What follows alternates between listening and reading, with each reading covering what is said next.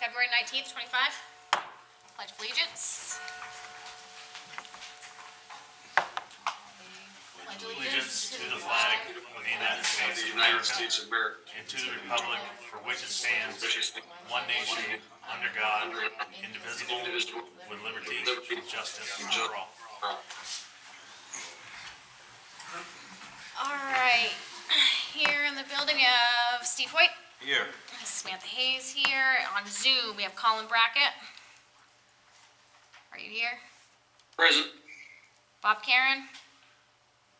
On Zoom. Here. Jim Cotello.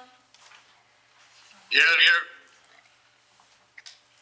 Did everyone get a chance to review the meeting minutes from last meeting on February 12th?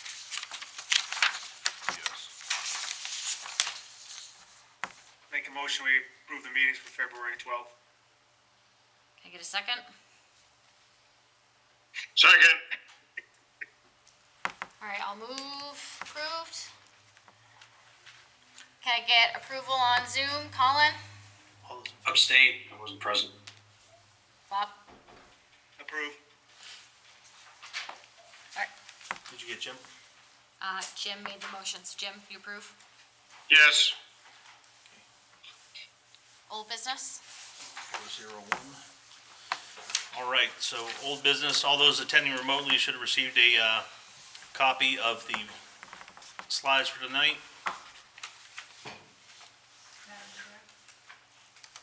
Yes, Marcy. Oh, do you want to wait till after Jason and then we'll? All right, so some old business items. We were asked to present grant totals for FY24 and whether or not any funds are available. So last year we received 4 grants.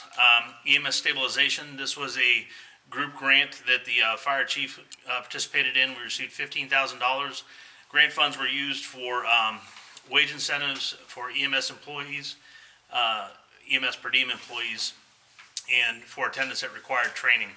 There's $145.69 remaining of those grant funds, which Chief assures me will be used between now and the end of the fiscal year. Charter Communications is cable franchise fee. This is managed through GP-COG. They apply for it. It renews annually. They manage this for the municipalities. We received this grant in the amount of $65,000, and this is reflected in the annual revenues. The reason why we reflect this grant in revenues is because of its track history and its persistent nature. So that's where you'll find it in the budget. DP LEA grant. So this was a DEP grant managed through LEA. This was for the Village Green Drainage Project. Grant amount was $10,000. Funds have not yet been received, pending the submission of a couple receipts. Our maintenance director is working to deliver those, and we'll receive those funds here shortly. Then there was a Maine DOT stream crossing grant, and this was for Chaplin's Mill Culvert. This was a 50% matching grant up to $200,000. The total project cost came in at just about $417,000. We have received the grant funds in the amount of $200,000 towards that project. This project is complete, and that is the grants that we received for this last year. Any questions on that? You guys all set on Zoom? Yeah. All right. Also received the chair received a email request for a little bit more granularity on the overtime that was presented at the last budget committee meeting. Specifically, what was the cost of the overtime associated with each year. For FY23, the cost of the overtime was $7,046.29. For FY24, it was $26,050.54. And year-to-date for 2025, we're at $10,415.74. Any questions on that? I don't. What was the huge increase between the 7,000 and the 26,000? So as we discussed at the last meeting, in 23, the maintenance director, the staff size was 2 to 2.5 people in 2023, and the maintenance director, to his fault, was not claiming all the overtime he was working. So that's why the numbers were low for 23. We went to 24. That was my first year here, and I directed the maintenance director to account for his overtime appropriately. Staffing in 24 went from 2.5 to 3 people. We did have the winter storms plus the rainstorms that we had with cleanup. That drove the general overtime numbers up fairly high. That's why we had a significant increase in 24. In 25, we've been maintaining a staff of 3 to 4. We've been steadily at 4 for the last several months. We've spread loaded the work to a 5-day work week for the department. That's why we've seen a steady decrease, especially Monday through Thursday with overtime. But we have received the storms of late that have driven a lot of additional weekend overtime work. So that number will creep up a bit here in the next couple months. So in 2024, of that $26,000, how much of it was just for the maintenance director? I'd have to pull those numbers. Okay, and second question, I just want to make sure I understand correctly, because last week was the first time I heard this. So the entire maintenance department is on a 5-day work week, Monday through Friday? Correct? Not the entire maintenance department. So how is the schedule working? Is it some people are off on Monday, some people are off on Friday, and they're all working a 4-day work week? That's correct. Okay, so we have at least 2 people working Monday through Friday. 1 to 2. So it depends on the workload on the Friday and where we're at with hours worked for the week. If there's work that has to carry on to Friday, typically we schedule at least 1 person on Friday. But if the hours support it, then we will, and the work requires it, we'll have 2 people on Friday. And the people who work on Friday obviously are off on Monday, and the people who work on Monday are off on Friday. Correct. Man, yeah, they all work a 40-day work week. Yep.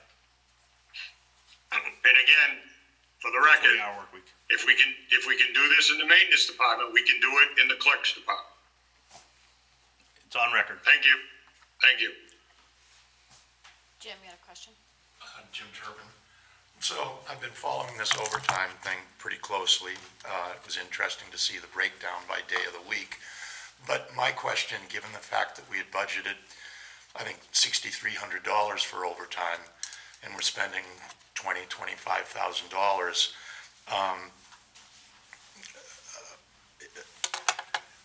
it would appear that overtime is out of control. And I wonder myself, given a budget of a certain amount, what the process is by spending triple what was budgeted. Anybody's approval needed? It seems to me that when you leave employees in charge of deciding how much overtime they personally want, there's a downside to that. My business experience, and I've had situations where, in my business experience, where I've allowed people to decide how much overtime they can handle. And it creates a tempting dynamic that doesn't serve the economics of the employer particularly well. So my question is, seems to me, once a department is over budget on overtime, the town manager's signature should be required for everything over that. Yeah, and I definitely appreciate your perspective on that. The way that the work is the work, and I have no other way to put it. Yeah. If The point is cost effectiveness. right. Thank you. Are you doing the slides? Are you No. all set with your portion of the slides? For old That's the old business. Okay. Yep. Martina, you had a question or comment? Hi, Martina Witz. I just missed the last couple of meetings. I've been watching them at home, but I just had a couple of questions. When, on January 29th, when you had the discussion about the animal control officer, the numbers that you were talking about for the full-time Naples only were pretty shocking. So currently, with the shared ACO, it's $44,000. But what I heard was it would be $100,917 for a full-time Naples only ACO. That sounds correct. And as Mr. Turpin mentioned that evening, what the state actually requires is pretty minimal. I mean, basically that we take care of wayward, violent dogs. I don't know, with a $56,800 increase, I mean, is it the position of this committee that Naples has $100,917 worth of wayward, angry dogs that need to be rounded up? with all the, I'm just shocked by it, and I guess I'm wondering how it's going to be reflected in the budget, because you still don't have the person. By your comments, it seemed like it might be kind of difficult to find such a person. So are there going to be two options for this on the budget, or how is this working? So I was asked by the select board back in the fall, early winter, to look at a Naples-only solution for an ACO. So I ran the numbers on what that would cost, and this is what we've come up with. Right. That's my shock. As far as a candidate, I do have someone that was referred by Harvest Hills that has expressed interest in the position, but I can't advertise it, unfortunately, until it's approved. I can't advertise for a position that the town hasn't approved. The options would be that if the town says, we don't want to spend $100,000, we'd rather stay with the $44,000 interlocal agreement. Right. I have spoken with the town managers in both Raymond and Casco to let them know that if for some reason it did not pass for Naples-only solution, we would look to stay in the interlocal agreement. And we will have that option. I look forward to it at town meeting. My other question is, on the 29th, Jim Gratello asked for a spreadsheet on the mutual aid numbers from the fire department. There was some discussion about whether or not there could be some cost savings there. Was that ever shared? Is that going to be shared in public, or what is this? So I did provide those numbers to the budget committee. Yep. The general breakdown is there's a good balance between mutual aid provided between us and Casco. Raymond requires very little mutual aid. They have a full-time department, and we require very little mutual aid from them. The largest amount of mutual aid goes by way of EMS services over to Bridgeton. They contract out their EMS services, and if they're on call out of town, if they're doing a transport, then we get called for mutual aid. So there is a pretty large disparity between the amount of mutual aid we receive from them by way of EMS and what we provide to them. Harrison, we provided a relatively small amount of mutual aid. I think it was 14 calls last year. They also do not have a full-time department, but their ambulance services are also contracted, I believe, out of Oxford. So they're very rarely do we get called up there. Okay. And Sebago was the other problem. Yeah, Sebago was. Thank you. Yeah, Sebago was the other. There is a large disparity with Sebago. They do not have a full-time department. What I've always told our fire chief is I never want the fire department and their EMS team to ever wonder, wait, should I be doing this? Is this balanced? Am I going to get a return on my investment responding to this call? As for their jobs, they just need to know that they can go. That's what mutual aid is. I think, and I've talked a couple times with the town managers in those towns regarding the disparity in numbers in mutual aid and how we can address that. I agree that I don't think that towns should. Mutual aid is designed for if you are otherwise occupied or you're overwhelmed with the current situation. That's where mutual aid comes in. But it does appear that in some cases, we're basically filling gaps in their schedule. And the fire departments will do that. They'll let dispatch know, hey, we have no ambulance on we have no EMTs or paramedics on call today. Request Naples or Casco or Raymond backup. Okay. And so that's the way they manage the mutual aid. And I just have a third and final thing I wanted to bring up under old business, so thank you for indulging me. I'm not even sure if this is the right committee to bring this up to, but you're the last ones that talked about marine safety in public. The select board did not address the topic at their last meeting. As an ordinance review committee chair, and then we receive an agenda item on our agenda about rewriting the marine safety ordinance. And in my conversations with people in town, I realized that it was because there was going to be substantial reorganization within that department that I found very disturbing. So I'm bringing my comments initially here, and I understand that you might not be the appropriate board, although I got the sense from the January 29th meeting that there was something happening that I found very disturbing. So first, if I could, a few of my observations that I think would help frame my point of view and help you understand what I'm trying to say. And that is, to begin with, that Naples is a town defined by its geography. We bill ourselves as the heart of the lakes region. Our town center, in fact, is the heart of that 40 miles of connected boating that we so proudly like to brag about. Long Lake, Brandy Pond, Songo River, Sebago Lake. And we have another contiguous lake, Tricky Pond, non-contiguous lake, Tricky Pond, which has a campground with extensive docking on it, a boys' camp, and a busy public boat ramp. We have 4 large commercial marinas within a half a mile of each other. 3 of them are on the same pond. Some of them rent boats to people who have never boated a day in their life. We have an understaffed Maine warden service that's so understaffed and perhaps even underfunded that we can't, even if we funneled every penny of our marine safety budget to them, they still could not provide us with more coverage. They can barely provide us with the half extra warden that we request in the summer. So it's in that environment that we find ourselves. So what we wisely did was we formed a marine safety division, a department that was ably built from scratch by our harbor master, Sean Hebert, and has a budget that is 80%.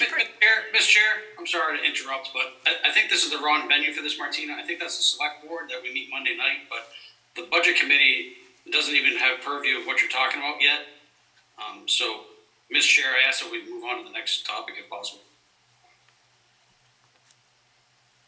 Do you have a direct question for the board? My question is, I didn't understand what the result, because I left watching that meeting on January 29th, that the harbor master sufficiently answered all your questions, and that even if you felt that after the fact that his budget is paid for 80% by the revenue brought in, even if you felt that what was left was still too much for this town that is so based on the water, that there would still be something you could have cut. You could have maybe said, okay, don't hire the 3 new people, don't send them to Castine. So there was still something you could cut. So I felt like that meeting ended from a budget perspective in a very positive way. But then this other thing happened. So And the I other was thing just that- felt like, what the heck? The other thing that happened has nothing to do with this committee. We don't have any control over any of those decisions. That's the select board and Okay. mainly the select board and And the I'm- town manager. I'm fine with As that. far as just the budget system goes, we haven't even had a chance yet to sit down and make our suggestions on what needs to be cut and what doesn't. I can personally tell you, there are going to be 17, 18, 20 people. That's not including any employees at the town landing underneath the marine safety. That's what they were looking at.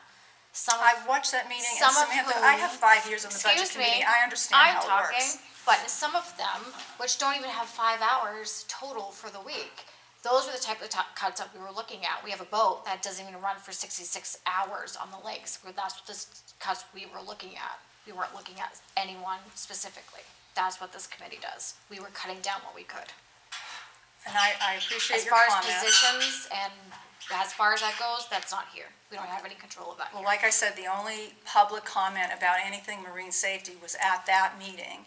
The select board did not discuss it in their That subsequent doesn't mean that meeting. discussions are not happening. Right, well, I There's think if also a, executive meetings that are happening far behind the scenes that we are not privy to. and I also understand how executive session works, And however, you should know that these this- discussions are probably happening out there. I realize It that. has nothing to do with this committee. but I'm the chair of the ordinance review committee, and when it appears as a budget, as a agenda item to change that entire ordinance because of what personnel shifts that I found out about, my logical conclusion was that because this was the only place it was discussed publicly, is that I thought it had something to do with the budget. You just allayed that fear. Apparently, it doesn't have anything to do with the budget, and I'm happy to reserve my comments and direct them to the board, the select board. So thank you for your time. New business. All right, so, Hold on. go ahead. What you got, Jim? I don't know if tonight's the right night, but I want to make sure we reserve some time to talk about mutual aid, because I think there's a significant impact to our budget. I think it's a significant item that needs to be addressed. So it's really old business, but it doesn't have to be tonight. But after reading what Jason provided us, there is definitely, without a doubt, we have 2 towns in the Lake region who are taking advantage of the town of Naples. Anyone in their right mind can see it by looking at those charts, number one. Number two, I would like to know of all the calls that we made to Sebago and all the calls that we made to Bridgeton with the ambulance, was there ever a situation where a Naples resident required assistance, and we could not provide it because our ambulance was dealing with towns that are not handling their fair share? So, Jason, if you could find that information for me, that would be very helpful, number one.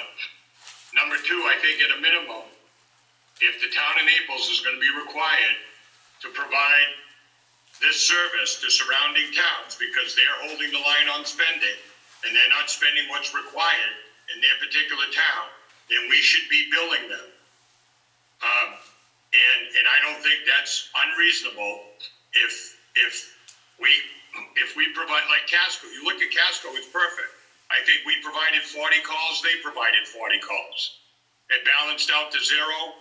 That's what mutual aid is all about.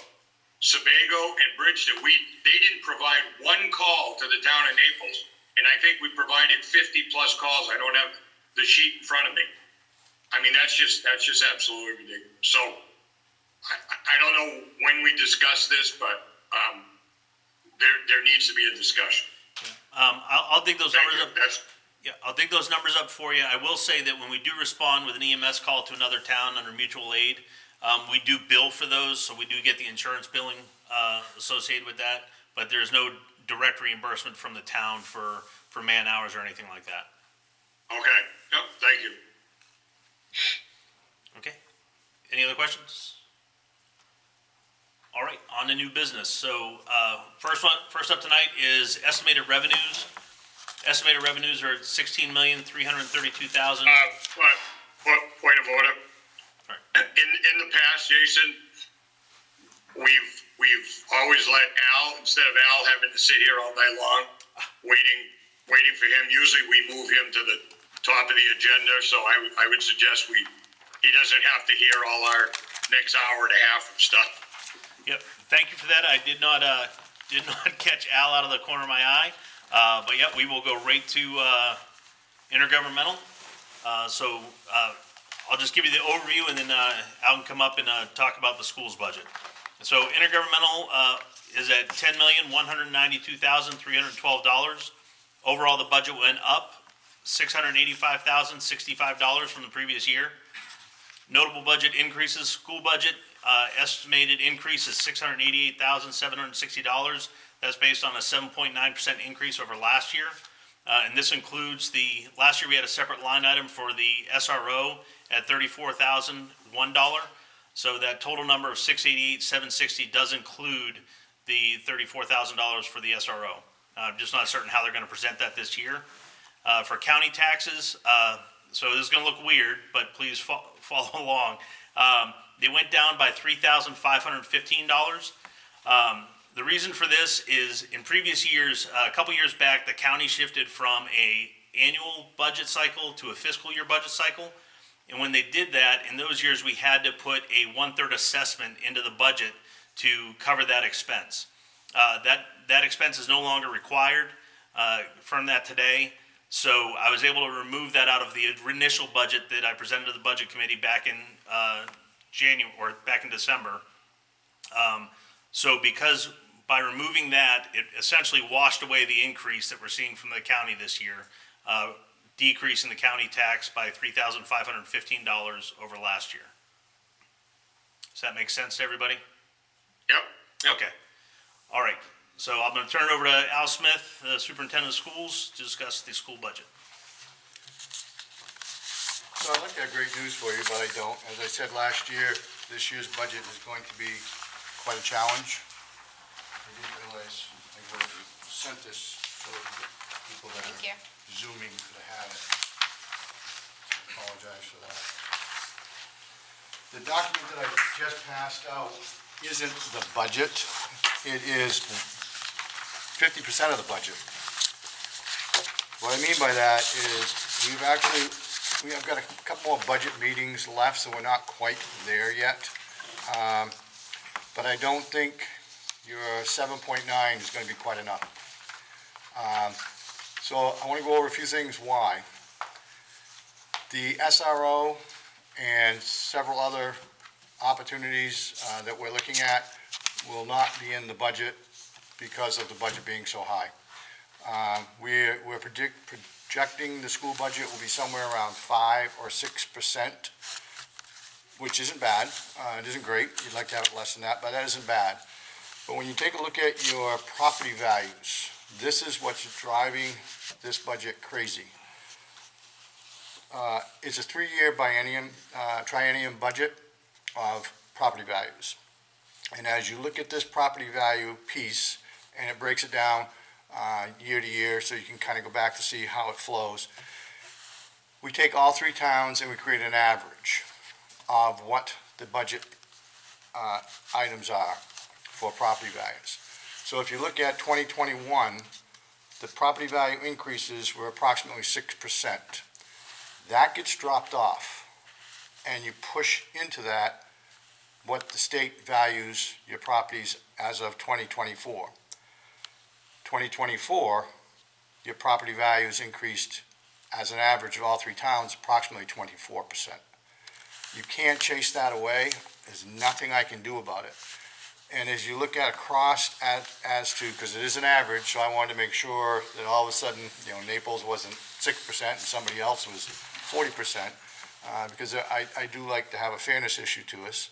And you can see that you're all around 22, 23%. So there isn't a disparity between the 3 towns as to what properties sold for and what the town has increased it. We are working extremely hard to offset some of these costs. We are looking at putting $1 million fund balance monies back into this budget to help offset those costs. And I'm looking to reduce the budget by about $1 million. That's why the SRO will be a separate line. We are looking at reorganizing some special ed positions so that some of those wouldn't be there. We got a little bit lucky. We had a social worker at the high school that's actually going to work for a private company that is going to in turn provide that person back to the high school. So we were able to remove that from the budget, but we don't lose anything. And there's a few other things like that that are going on, but we haven't finalized all the pieces yet. Again, I'm expecting the school budget to be somewhere between 5 to 6%, but when you add in the property value increases, we're looking at somewhere between 9 and 10% for the various communities. And I don't know how in the world I'm going to get it down to 8%, because if Jason and I, you and I had talked way back when, and you said, do you think 8% is a good number? And I said, yeah, I think it probably is. And at the time, I absolutely thought it was. But I had no idea that the property values had flipped from 6% to 24%. And it just, and I'll be honest, next year is not going to be any better. As a matter of fact, I project next year to be worse, partly due to the fact that we're going to have to put on 1 new elementary teacher this year because of student enrollment increases, and that will be at the Bridgeton School. Next year, we'll have to hire 3 more elementary teachers, 1 at Crooked River, 1 at Songolox, and 1 at Bridgeton. A starting teacher, believe it or not now, because of insurances and base salary, is somewhere around $75,000. I can't budget for a brand-new teacher. I have to budget for a teacher that between 3 and 5 years is what I budget for. So I budget $85,000 for a starting teacher. And what happens is I might get a crackerjack first-year teacher, and then I might get another person that's got 10 years of experience. So it ends up balancing out and have those situations happen. Sometimes I get retirements. Everybody thinks that that's a win, but it really isn't, because what happens with the insurance piece is a lot of times when people are retiring, they're either single or maybe 2 members of the family, but when we hire new people on, it's more often family. So the salary helps us, but the insurance catches us on the other side. I will have some pretty hard numbers by the 1st of, not next week, the week after, and I can definitely give those to Jason. I wish I had a little bit better news, because I was very optimistic that we would be in that range that you had budgeted for, but I think you're it's maybe 1% off, to be honest. Any questions?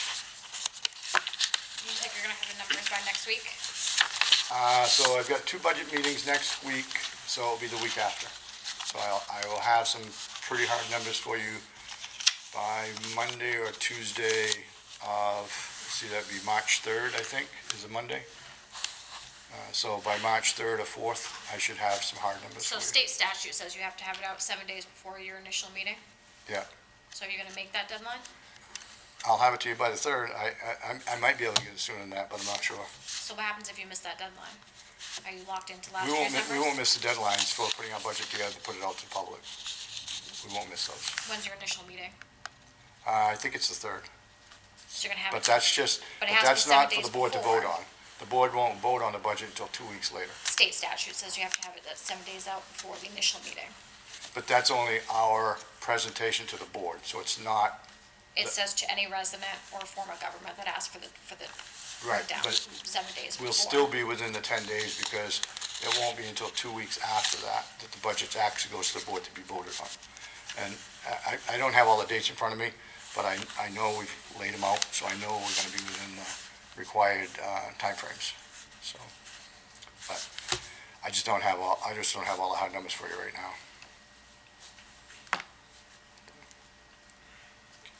Hey, Samantha. Yep, Hey, Al, if I'd known you were gonna give us this bad news, I would have made you sit in the audience for a while. Yeah, I could appreciate that for sure.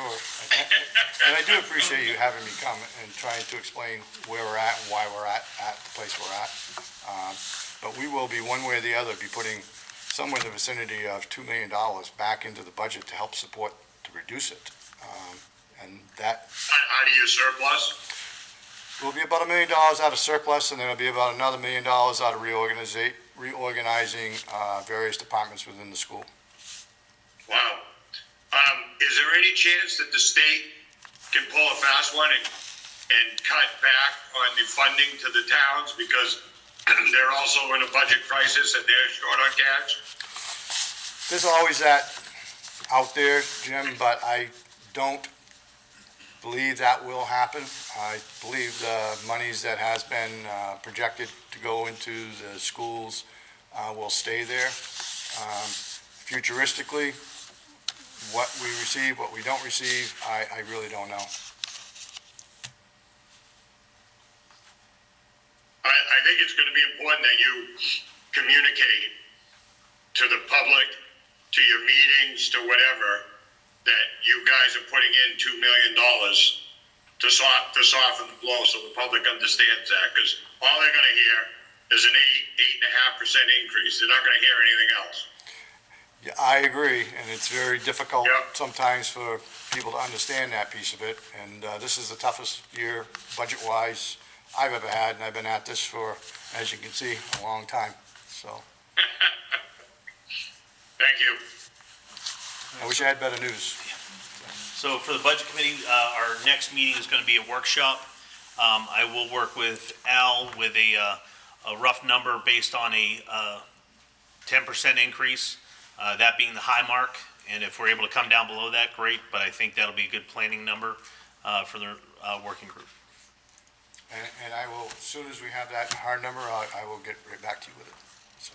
I guess I'd like to see some of the numbers as far as where it's being appropriated to and where I guess it possibly could be cut. So, You know, I'm hearing stories from people that are in the schools and they're saying we've bought a $50,000 robotic dog simulator. That's not very, I would love to see it. I'm not aware of any robotic dog simulator that we paid $50,000 for at all. heard from multiple but- people, so. If you can tell me who, and they're welcome to call me, and we can go look at it together. This, You know, that's in a class that we don't even know if it's gonna exist next year. Now, we did buy an electric car for the Volk Automobile Department, and we got that with a grant, though. So we didn't buy it. It was a grant from the federal government that we were able to, and it was designated for that. So that's the only way we could use it. So, but I'm not aware of any robotic dog at all. Hey, Sam. Yeah, I'll go ahead. Hey, Al, thanks for showing up tonight. Appreciate it, man. Question for you. On the slide that Jason showed us, it says included $34,001 additional line item for SRO. At the beginning of the conversation, you said the budget wasn't going to include an SRO. And I know that was a giant point of contention last year with residents from all three towns. Yep. Are you guys still planning on leaving out the SRO and leaving in that dean position? Because it seemed to me last year residents didn't want that at all. They wanted the complete opposite. Right. So I'm just kind of curious what your guys' thinking is. So I actually did put it in this year's budget, and then when the numbers came out, we were in the vicinity of 15 to 16%. We had to take a look at all of the things that we could do to get it down below 10%. So unfortunately, and I've corresponded to Chief Joyce also, there will be a separate line item again for the SRO, and it strictly is a budgetary decision. So the SRO would still be there, but it will be a separate item to vote on like it was last year. Again, it's, for us, it's 110,000, for you, it's 35,000.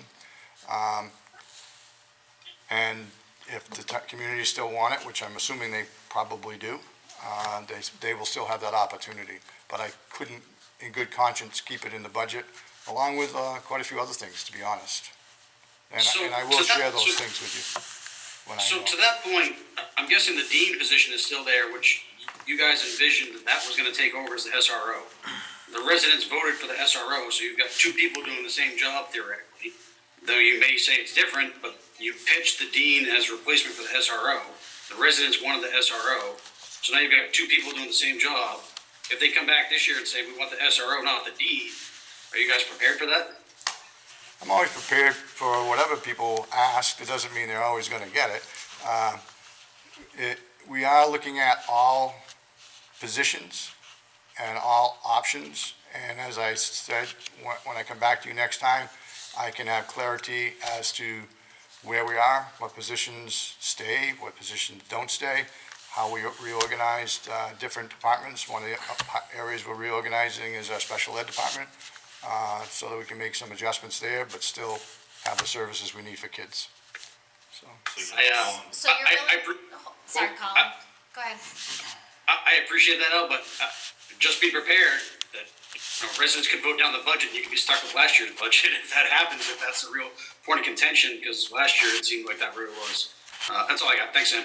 yeah, I definitely will be able to share very straightforward factual evidence of what's where and who's where, but it'll be about another week before I can do so.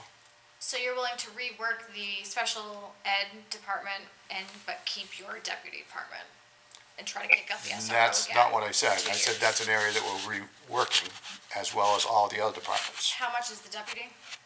The deputy, The dean? the dean, we have two.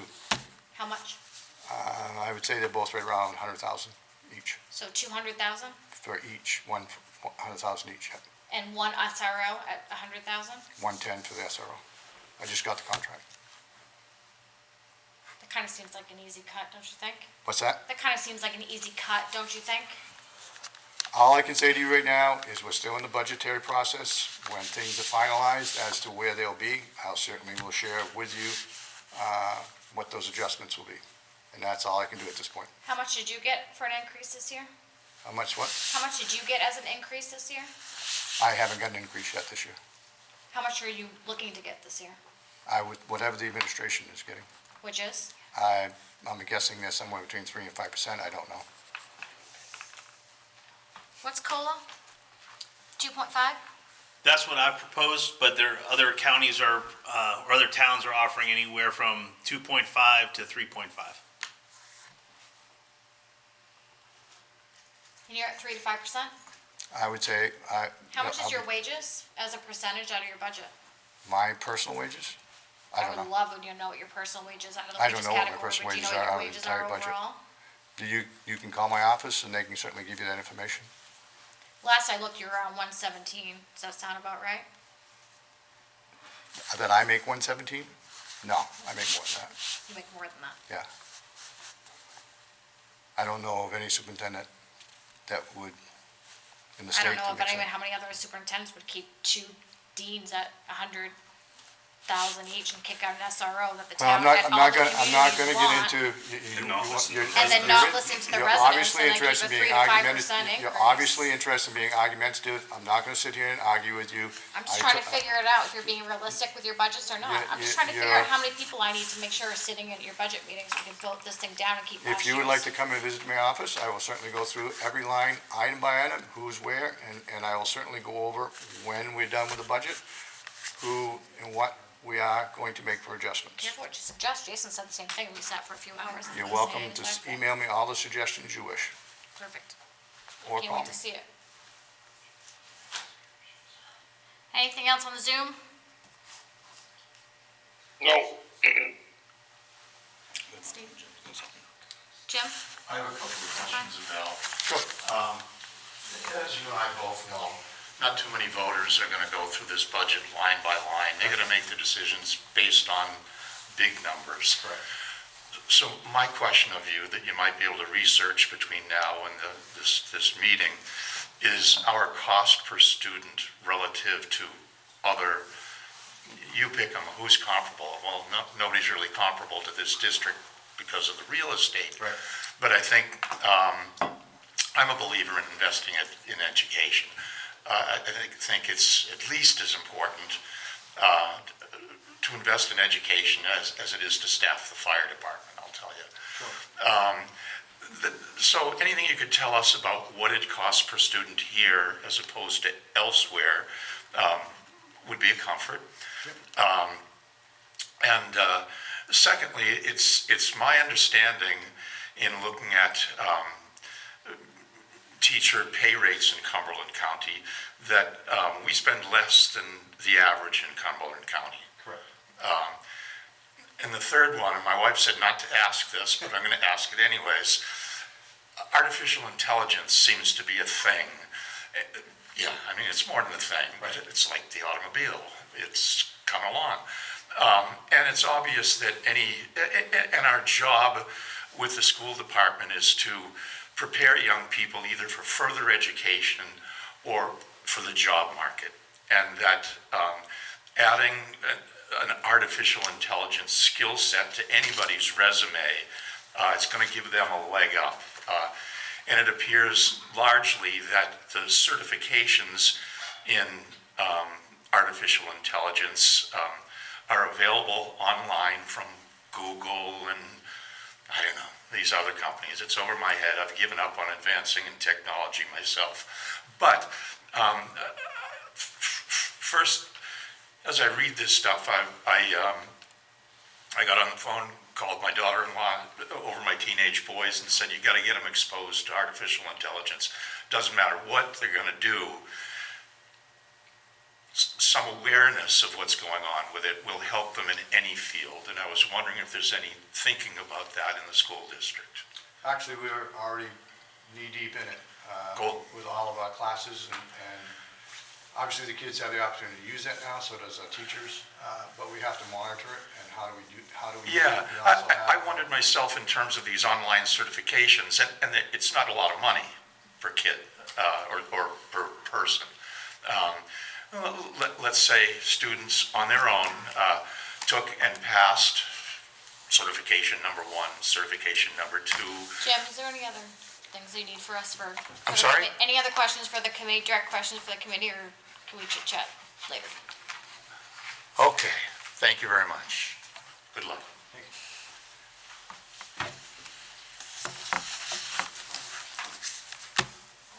Anything else? I think that's good. All right.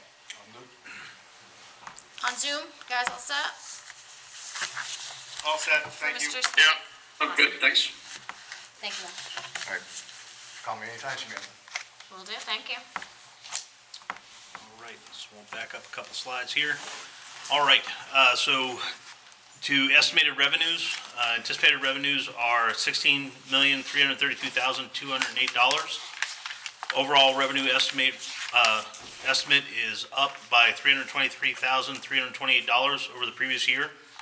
Notable revenue changes are interest trust, or interest from the one of our trusts, which is the Chaplain Trust, is at $7,000, no change. Special enterprises, $9,000. This is a decrease of $5,200 from the previous year. We've removed the revenues that were associated with the brochures put out by the info center. They are discontinuing the brochures this year, as they've had the printer or the company that would solicit for ads deemed it no longer cost effective for them to continue it. So we're going to a digital info guide, and that will be there will be a brochure, basically a one-card flyer that will be placed at the 3 neighboring info centers adjacent to Naples, where folks can scan a QR code. It'll link them to the info page and info regarding Naples. And there's a reduction in the Beacon lease. That lease ends October 1st. So it was a $1,000 a month lease. So it was a full year last year and then 8 months for this year. So that went down as well. Oh, question. Yes. Are we talking about Great Northern Docks? Yes. They no longer want to lease that property? We adjusted the lease last year when we were looking at using that location as a possible site for the community center. So we did a fixed term lease ending October 1st. They agreed that would be enough time for them to fully develop their improved site on the back side of their property, and that they could part with the property on October 1st. So we're just going to let it sit there empty? Until we figure out what else we want to do with that property, yes. Has there been any talk from them about renewing the lease? I have not broached that topic with them. All right, any additional questions on that item? All right, so use of TIF, this is TIF projects and debts. So the way this rolls in is the TIF balance. If we're going to fund projects, it comes out of there. That's why it counts as revenue coming in to fund those projects. That is estimated at $559,018. That's a decrease of $220,911. Revised revenue numbers from what you saw in your budget that I gave to you in December. Removed the $25,000 for the Route 11 and 302 interchange light signal. So that signal is going to be installed in 2027. The cost of that, to put the signal in with a standard wooden pole and cables and lights, which is, I think, wholeheartedly agreed, we don't want that look for Naples. In order to upgrade to a beam type light like we have at the 35 and 302 interchange will cost us about $188,000. And my recommendation moving forward, not in this budget season, but when the work happens, is that that's funded out of a combination of TIF and the general fund and not passed on to the taxpayers through the budget. Jason, can we pay for that now so we don't have to pay more later? No requirement. I'm sure it's going to go up in 2 years. No, DOT is going to send us a financial obligation form that'll lock in that price. So I got that quote from DOT at 188 and some change. So once we sign that document, that'll be the price. Sweet. All right. Taxes, expect $13,178,772. That's an increase of $510,038. Administration, $2,183,602. It's an increase of $1,500. Grants. Under administration, that would include building permits and all that? Nope, that falls under code. Under administration, that's everything we take in at the clerk's counter. So where is that? Where is the code on this list? One sec.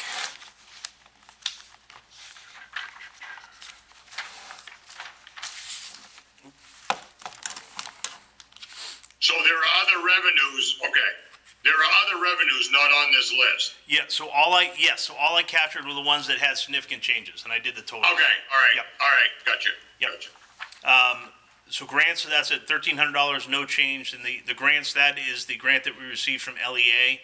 So what we do is basically dollar for dollar receipts to LEA. We use that to offset the salaries for the folks that are at Kent's Landing each year. Marine safety, $79,140. That's an increase of $8,000. This is all the fees that they collect for moorings. The recreation, that was a modification. You remember at last meeting, Brian had said he wanted to update a couple of the numbers. It was originally projected at about $106,000. It's now up to $118,000. He's expecting slightly more revenue through the summer camp and through baseball. And that's based on signups and sign-up fees. Any questions on revenues? Sam, I got a question. Yeah, go for it. I can't see you guys, so. Man, you're missing out. I No. Agreed. Hey, Jason, the interest from the trust, the $7K from the chaplain fund, we can't really do anything with that. There's very strict guidelines for that. We can only spend a percentage of the interest earned every year if we even do spend it. Can we take that out of our revenues? Because it's not really a true number, because it's a standalone thing that is operating on its own, basically. It's not really a true revenue. We don't spend it on anything else. It's only at the discretion of the select board to help GA or other things. I think the last time we used it, we bought 2 gravestones for chaplain family members, but that was it. I can't remember what else Bob or Jim may have purview of what happened in previous years, but I know not a true revenue because we're not spending that money. I'll look into what I can do with the budget. I mean, we account for it in our trio system. But I'll look at that and see if there's a better place for it. At one of our select board meetings, Colin, I think you might have been there, or we talked about trying to approach the chaplain family to see if they would be willing to make some modifications to that trust, because there's so much money in it and it will never be spent, and it will continue to accumulate. And we were going to see if we could set up a meeting with them and possibly use some of that money to invest in the cemeteries, the fencing, the fixing of gravestones, some of the other things that the cemetery committee wanted to do. I know before I left, that meeting never took place. But I think at some point the town should reach out to the family, show them the finances, show them the numbers, and they might be willing to adjust the rules of that trust, as long as I think they feel comfortable it's going to cemeteries, it's going to Naples residents. But I mean, I agree with Colin. It's really not a revenue because we can't spend it, and it's just going to keep climbing and climbing and climbing. And I think we should reach out to them. They can say no, and that'd be the end of the conversation. But they might be willing to make an adjustment to that trust. Yeah, I think based on the language as I read it, they expect the trust to exist in perpetuity, based on the fact that we can't touch the principal. We can only spend what's 75% of the interest gained each year. So by doing that tells me they want it to exist in perpetuity. Oh, it'll, trust me. Even if we spend $25,000, $30,000, it will exist into perpetuity. There's no risk of that. That's for sure. Yeah, I'm actively working with the finance department to come up with a method for reviewing applications for requests on that, because it is designed for the worthy poor. So if someone is asking for funds that can't qualify for any other means such as GA or any other state aid, they can apply for access to the chaplain's trust. But that process doesn't exist. I did reach out to I think it was North Yarmouth. They have a process for managing some of their trusts, so I'm working through their document to revise it, fit it to the needs of Naples, so that we can have a formalized process, so that we can equally apply those judgments. The select board, they are the trustees for the trust, so I need to be able to give them a process that they can apply equally to anyone that applies. I would suggest you try to set up a meeting with the family. Roger? No, you did. I could be wrong, Jason. Oh, if you step up to the podium, please. Thanks. I could be wrong, and it just might be urban legend, but it's my understanding also with the Chaplain Fund that if there's a child in Naples that wants to participate in a sport or the summer camp and they can't, they can apply to that fund. And if I am correct, is that happening? So in recent years, we have not had access to those funds. Brian in the rec department does have access to state funds for those that are in financial need to participate, and it's a relatively small number that apply for that. But by meeting all of his state requirements and passing his inspections, he can apply for those funds for the state, and he's been able to successfully do that. So we haven't had to tap into that. But your understanding is correct that we can use it for those purposes.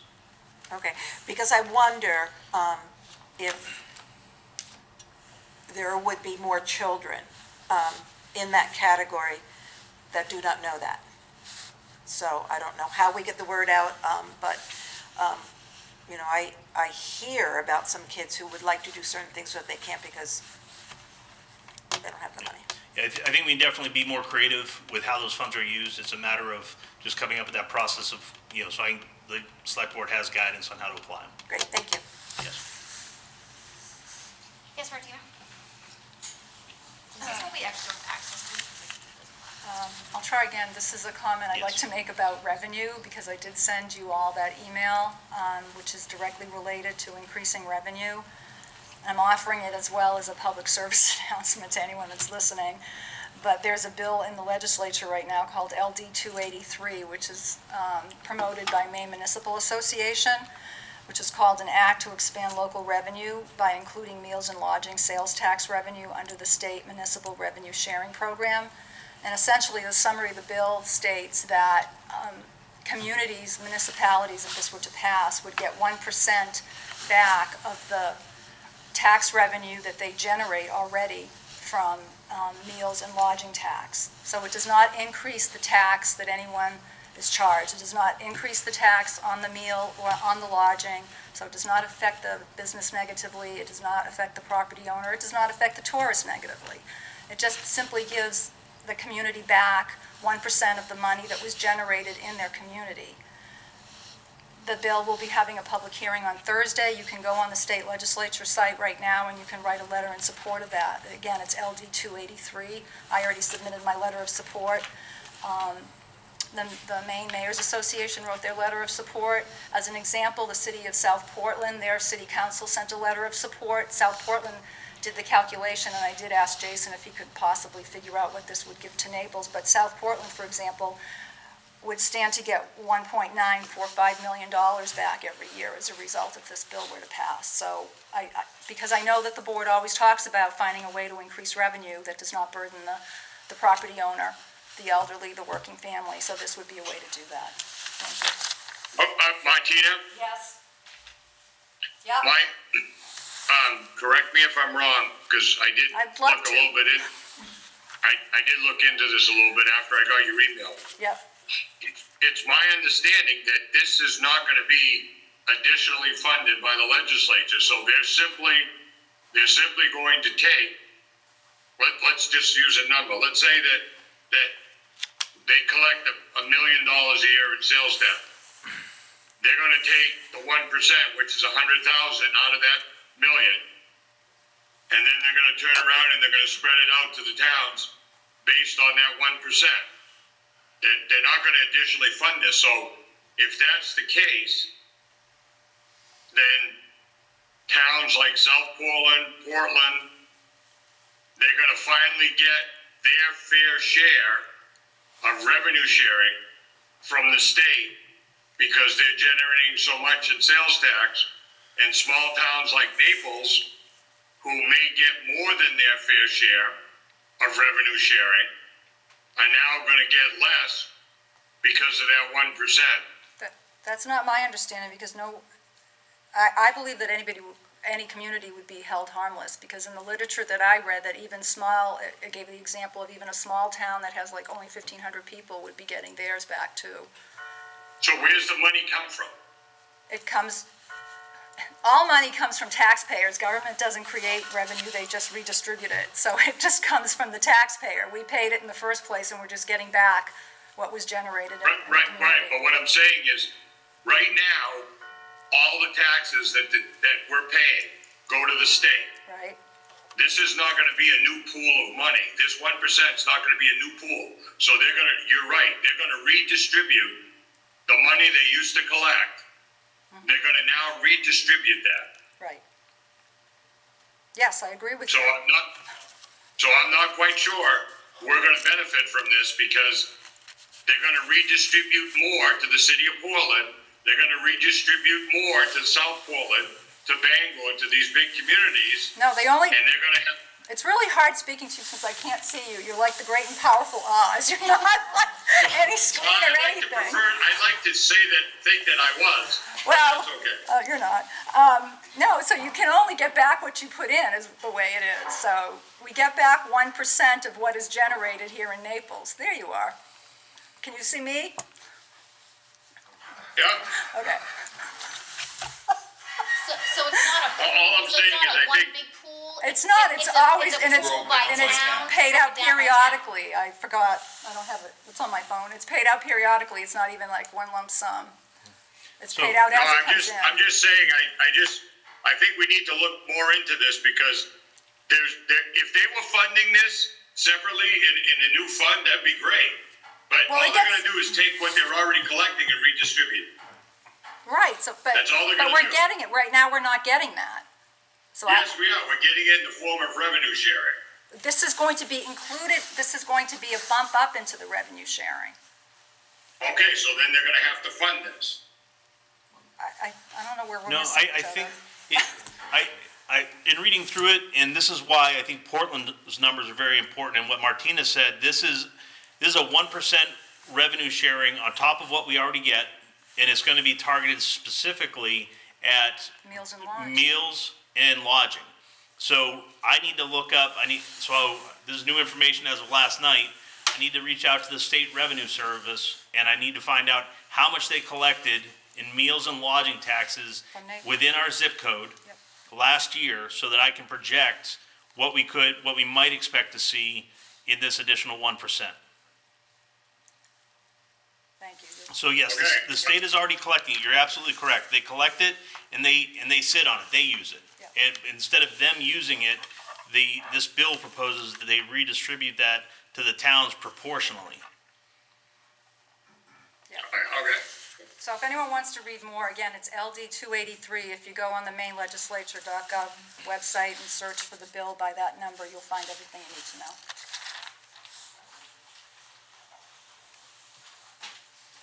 Okay. Any other comments on revenues?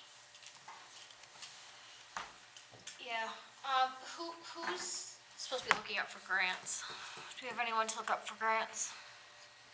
I'm sorry, what was the Do we question? have anyone that's supposed to be researching grants So on our staff? we do not have a grant researcher specifically. As we are notified of grants, mainly through DOT and through the fire service, we apply for them as we're notified that they're available. But we do not have a designated grant writer. It is important to note that, 10% of the work when it comes to grants is in the grant writing. The other 90% is in the management of that grant. In the maintenance department and fire department, who have been the primary grant receivers in and marine safety, they manage those, but again, they only apply for what they're made aware of. So there's a Maine Community Development Block Grant Program was happening from 1982 to 2020. Correct. I don't know if it's still going. It is. So we've only put in once in 95 for $25,000. So the main reason being is the community block grants. I sat on the initial review committee last year, and this year our municipal planner Kathy Tombarelli was part of that initial review committee. What prohibits us from accessing those grant funds is the fact that we do not have large pockets of low to median income residents, and that is what community block grants are tied to. South Portland got $77,000 for a new playground. They also have a much larger low to middle income or low to moderate income population. And Lewiston and Lisbon, Mechanic Falls, Allagash, Aristic, Yep. Southwest Harbor, $62,500 for a community youth program. Are we trying? Yes, last year I proposed, I asked about 4 different options, so it goes in 2 parts. The first part is a pre-application review, and prior to the pre-application, you have a discussion with the folks from GP-COG that help manage this process, and you say, hey, would this pass? Would this make it to the final round of review? And the ones that we looked at were such as a community restroom here on the landing, additional parking, things to that effect. None of that passed because none of it falls within a low to moderate income area. So we were told not to apply because it wouldn't make it to the final round. The final round, when you talked about last week about a pool, you asked about a pool of funds for community or for social service organizations. That's exactly what the community block grant has, is they get a pool. They're given, that number fluctuates year to year. I think last year it was at about 388,000. So of everyone that applied, of eligible applicants, they only had that 388,000 to divvy up between the projects they deemed were actionable and executable within that next year. So for us, we did not have any that were able to get to that level. So when I asked you for numbers on what we've tried for in grants, and you said we only got 1,300 in grants and there was no change. So Where's all the attempts? So let me go back a couple here. So these are the grants that were applied for and received last year. So we did receive 4 grants last year that we applied for. Yeah.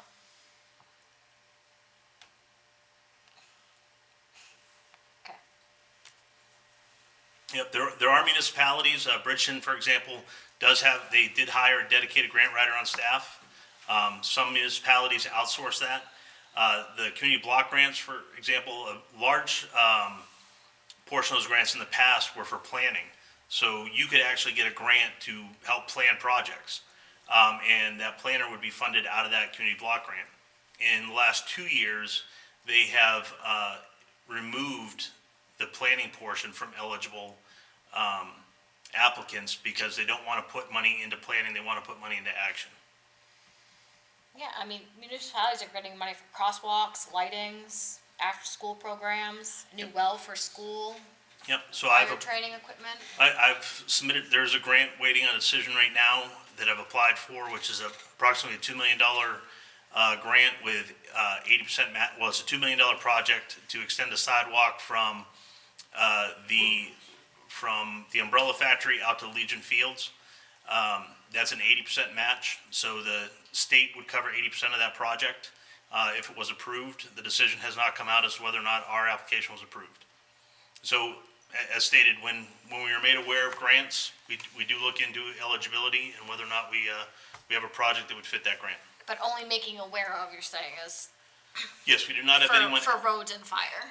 That's the only thing that we're actively looking into. We don't have anyone that goes outside of those really. I think actively looking into is a bit of a misnomer. When we're made aware of a grant, typically through meetings with GP-COG, they're very good at making us aware of grants. Money Mondays, which is put on by MMA, they will make us aware of grant opportunities, and if it's something that fits our needs, then we will apply. Okay. Anyone else on Zoom have any questions? Revenue? I'm good. I'm good, thanks. Steve? I'm good. All right, so we've already gone through intergovernmental onto dispatch. So dispatch is by contract. They just renewed their contract this year for 4 years. Overall budget went up by $1,003. The recommended budget is $34,444. As stated, this 4-year contract. The breakdown of what the cost will be in the future years is detailed below. And for those that aren't seeing, so for FY26, we're looking at $34,444 as stated. For FY27, $35,477. FY28, $36,541. And for FY29, $37,638. Any questions on dispatch? Good, thank you. Good, thanks. Okay. Good, thank you. Sanitation budget, this is for our bulky waste and transfer station. Budget is at $626,138. Overall budget went down by $43,079 over the previous year. Notable decreases, bulky waste fees went down $685. Tipping fees went down $35,674. The reason for this significant decrease is last year's fee was estimated at $134 per ton through Maine. The actual fee came in at $105,000. We were anticipating, based on language prior to last year's budget, that we were supposed to be looking at a large increase. That did not happen. So based on $105,000 per ton this year and a 7% increase, we're looking at $112 per ton for the next fiscal year. Hey, Sam.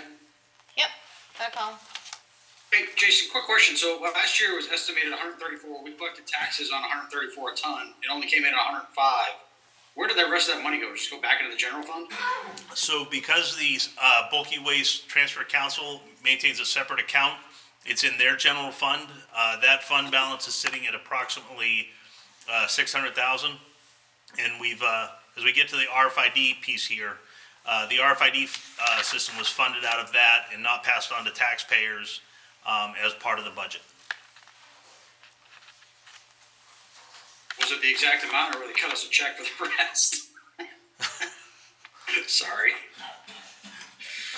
So there are improvements that are going to happen at the bulky waste station. So we always have to carry some money in the bulky waste general fund that covers month-to-month expenses. You know, your gap between expenses and revenues coming in.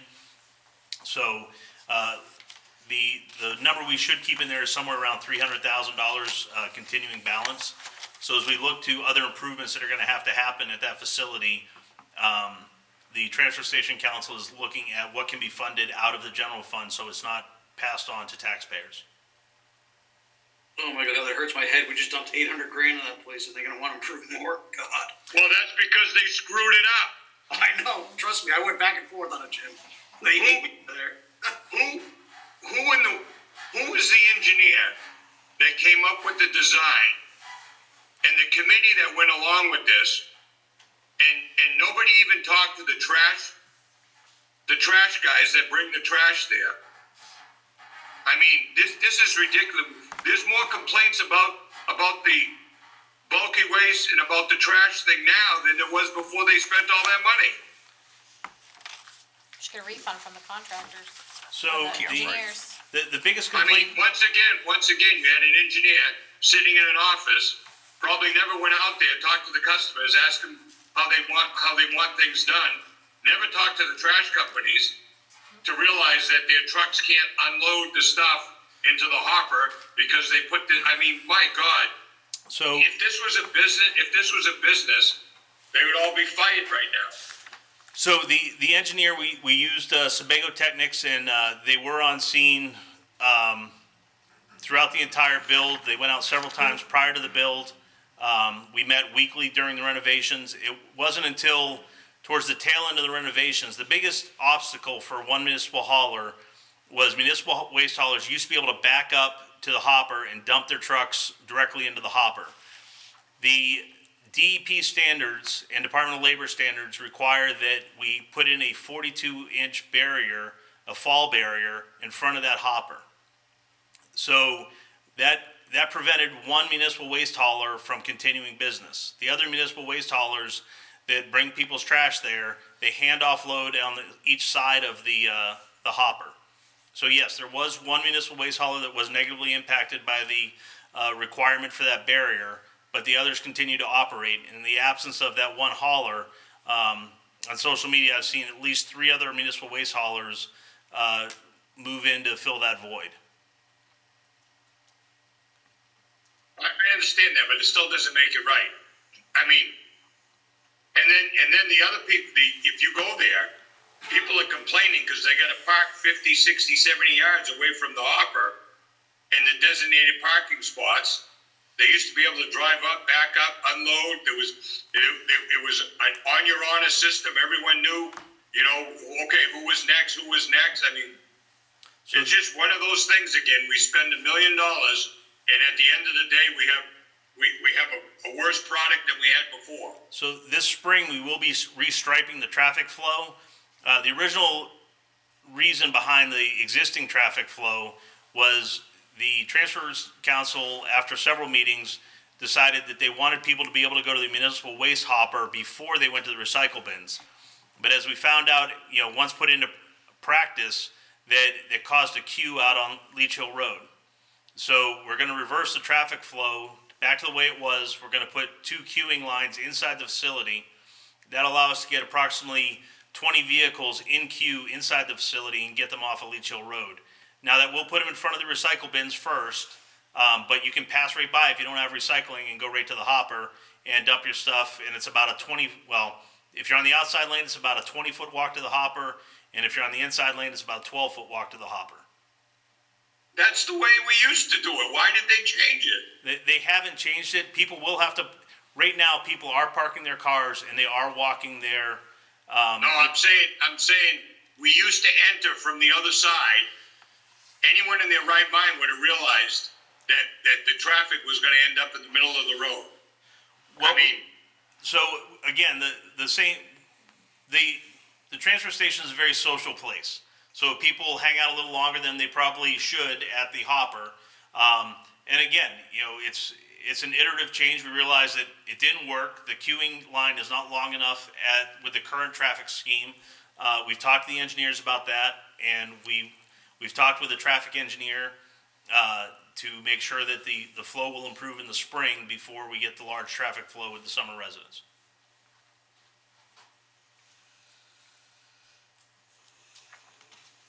I am in my right mind, just so you know. All right, any other questions on, yes, Well, the dump was shut down. yes. Their employees were dispersed amongst Casco to fill voids that they had. Do we see any type of credit for that as we were paying for Casco employees? We do not see a credit for that. That was it was not a proper distribution of the workforce. They did have work for them there in Casco, but in hindsight, I should have been more proactive with the town manager in Casco, indicating if we needed additional personnel to support any of the activities we had here in Naples. But no, there is not a talk of any kind of refund coming back to the town for hours spent in Casco. So, okay. Kind of relates to the mutual aid with the fire department. yeah, you're right, Steve. You're absolutely right. All right, and the last line on here, I did not comment on this one. Printing fees, that went down $6,720. That went down because we are transitioning to an RFID system for folks to dump their bulky waste, so that will negate the need to print the coupons.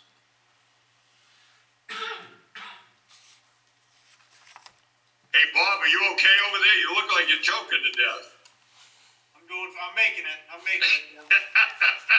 We'll leave it at that. All right.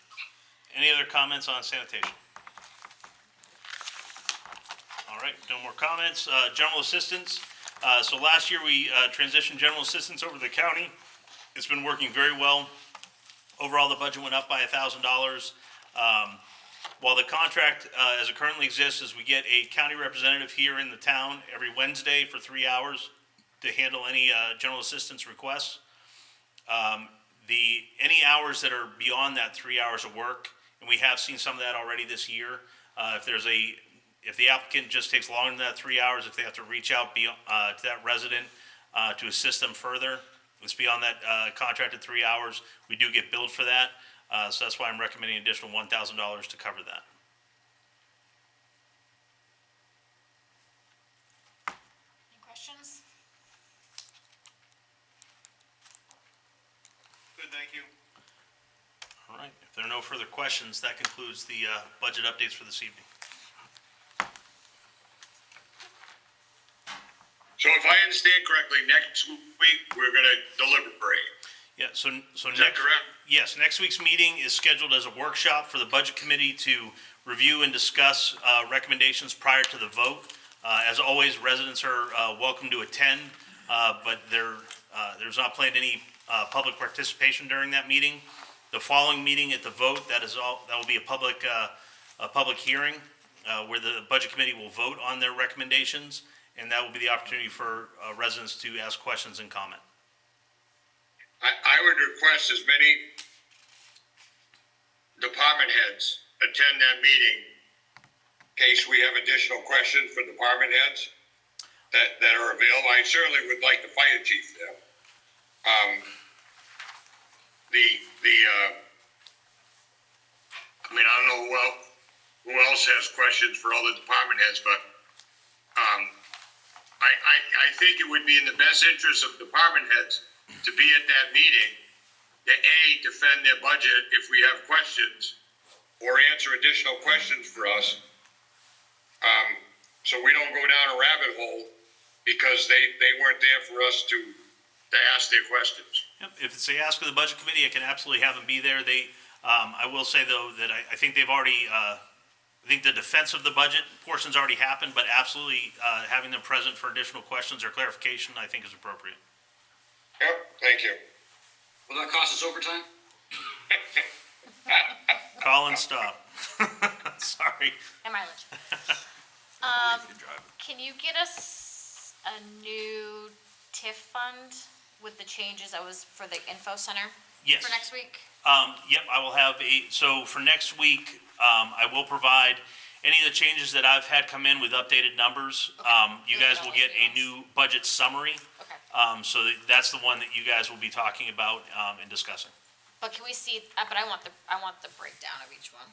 Yep, so the If we breakdown, make changes. yep, the breakdown does happen on the summary sheet as well, but I print a whole new one too, that's fine. Yeah, I just wanna see that, like, you know, you changed the hours for the information center, I just wanna see that Yep, in the breakdown on that ones. Just those type of changes that were made. I don't absolutely. think there was many, but. Okay, motion to adjourn? Can I get a So motion to moved. adjourn? Second. Second. Okay, all in favor? Aye. Aye. Aye. Aye on Zoom. I hear Bob on Zoom, I hear Colin on Zoom, I hear Jim on Zoom. Yep. Alright, meeting's adjourned at 7:23 PM. Okay.